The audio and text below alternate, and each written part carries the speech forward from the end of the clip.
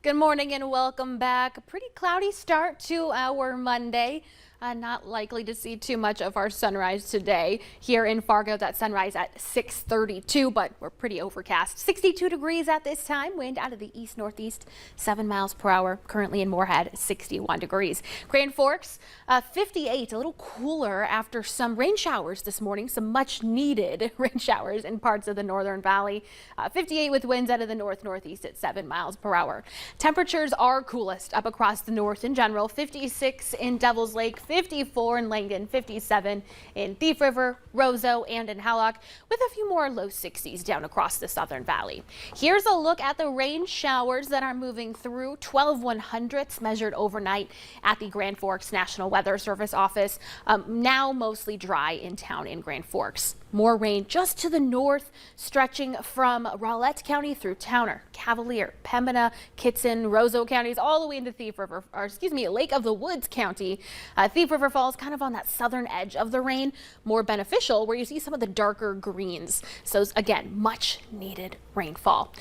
This rainfall is actually being brought on by Pacific moisture from what is now post-tropical cyclone Hillary. Now, why is this big blue here? Well, this is a ridge of high pressure. That's going to be responsible for heat tomorrow, Wednesday. But for right now, it's being responsible for that moisture wrapping up and around it. We're dry in the middle of the country. Meanwhile, the tropics are waking up in the Atlantic. We have tropical storm Emily, Gert, and Franklin with a system that we're watching in the Gulf of Mexico. A 70% chance of development within the next 48 hours. This is moving west, so likely to impact parts of Texas and Mexico here over the next couple of days. Closer to home, let's get you out the door. Temperatures a little cool to start our day, and well, we're not going to warm up a whole lot, only in the 60s and 70s across the valley today. Coolest across the north, warmer to the south.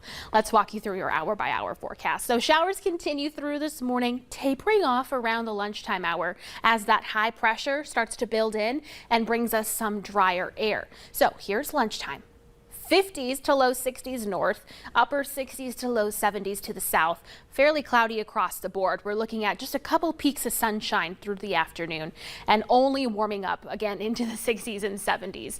65 by the 5 o'clock hour in Langdon and Roseau, 78 in Fergus Falls, 79 Fargo and Wahpeton, 80 Sisseton, warmest down to the south, 85 in Aberdeen.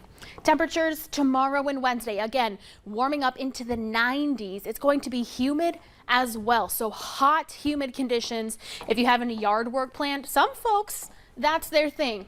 The heat and the humidity to get some yard work done.